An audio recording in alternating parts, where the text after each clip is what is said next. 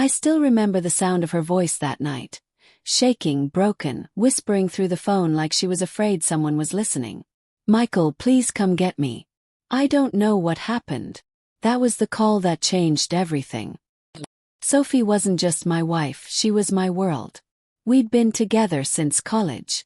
She was ambitious, kind, the kind of woman who'd stay late to help coworkers even when she didn't have to. When she landed a job at Fairmont and Brooks Marketing, she was ecstatic. It was her dream company. Her boss, Richard Fairmont, was one of those polished executives with a slick smile and a reputation for mentorship. At first I thought he was helping her career. He'd compliment her ideas, take her to business dinners, and send her encouraging emails. I even thanked him once, thanked him for believing in her. I didn't know then that the man I shook hands with would destroy my marriage. The night she called, I found her outside a hotel on the east side of town, wrapped in her coat, barefoot, trembling. Her mascara had streaked down her face.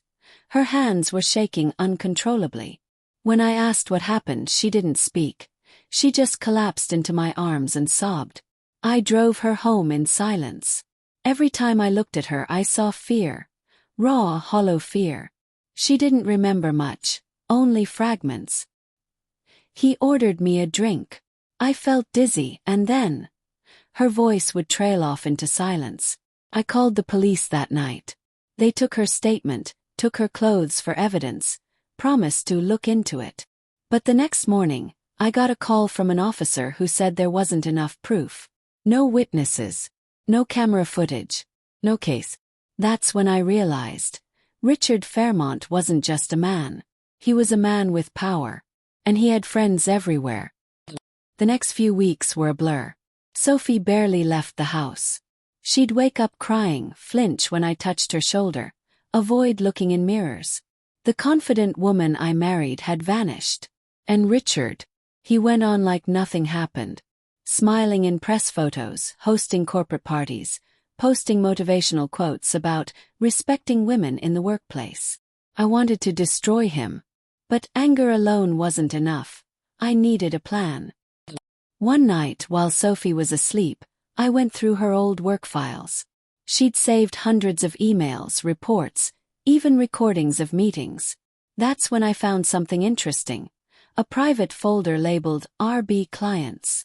Inside were documents showing that Richard's company was funneling client money into personal accounts. Offshore transfers, fake invoices, tax evasion. The kind of things that could bury him for life. It wasn't just him either. His CFO, his head of HR, even his brother. All of them were involved. And suddenly I saw the path forward. I didn't confront Richard. I didn't threaten him. I studied him. For weeks I learned his habits, where he ate when he left the office, who he met. I discovered his allies weren't loyal. They were terrified of him. That fear was a weakness. The first to fall was Henry Locke, the CFO. I mailed anonymous documents to the IRS, bank transfers, client receipts, enough to open a full audit. Henry's home was raided 2 weeks later. Next was Denise Parker, HR head. She'd covered up multiple harassment complaints for Richard, including Sophie's. I sent a complete file of those reports to a journalist I knew from college. Within days, the story hit the front page. Corporate sexual abuse cover-up at Fairmont and Brooks. The company's stock dropped overnight. Sponsors pulled out. Richard was forced to hold a press conference. His face pale, his hands trembling. He called the allegations fabrications. But I wasn't done. Because what I had next would destroy his family name. Richard's brother, Thomas, ran a charity, the Fairmont Foundation for Women's Empowerment. I found proof that half of its donations were fake, created to launder company funds. I sent every file to the district attorney. By the time they arrested Thomas, the Fairmont name was poison. Still, Richard remained untouchable. Somehow, he always slipped through the cracks. He had lawyers, connections, and people who owed him favors. But power can't protect you forever. Not when your own family starts to crumble.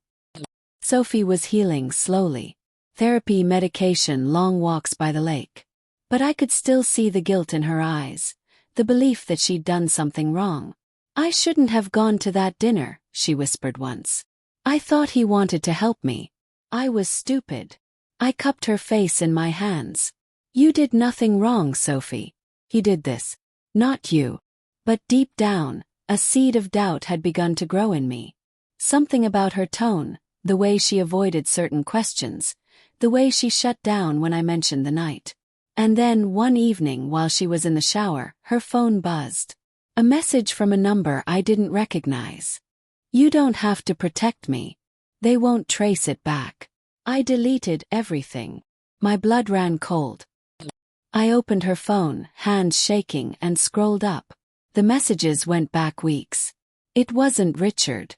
It was his assistant, a man named Connor, who had helped arrange those business dinners. From the messages it became clear. Sophie hadn't just been drugged. There had been something more before that night. Something she hadn't told me. Connor's texts hinted at an affair. "You said you loved me. You said Richard didn't mean anything. You told me it was consensual until he forced it." My vision blurred. My throat burned. All those nights I held her while she cried. All those hours I spent planning revenge, and she'd lied. When she came out of the shower, I was sitting on the edge of the bed with her phone in my hand. She froze. "Michael, please." I stood up, my voice trembling. "How long?" Her eyes filled with tears. "It wasn't what you think." "How long?" She broke. "A few weeks before it happened. I thought I loved him. But then Richard found out. He made me meet him alone. I didn't want to go, but he said he'd ruin Connor if I didn't. That night he drugged me." She collapsed into sobs. I felt something inside me crack. Betrayal and pity collided until I didn't know which emotion was which anymore. I wanted to scream, to smash the walls, to leave her forever. But part of me still wanted to hold her. Because I knew what Richard had done wasn't just revenge. It was punishment. He'd taken what was once love between them and turned it into trauma. He'd destroyed us both. That night I didn't sleep. I sat outside, staring at the horizon, realizing my vengeance wasn't done. Not yet. Richard had taken Sophie's body, my trust, our marriage, and still he walked free. I spent the next week finishing what I started. I leaked everything I had on Richard directly to his investors. Every fraudulent invoice, every offshore account, every secret affair he'd had with his assistants. His wife, Margaret, a socialite who cared only for appearances, filed for divorce within days. His son was expelled from private school after videos surfaced of him bragging about what his dad gets away with. And Richard himself. He was fired, blacklisted, and indicted on multiple charges. When the police finally took him away in handcuffs, I was there. I stood across the street, watching him shout to the reporters, his once slick suit soaked in rain, his perfect life collapsing around him.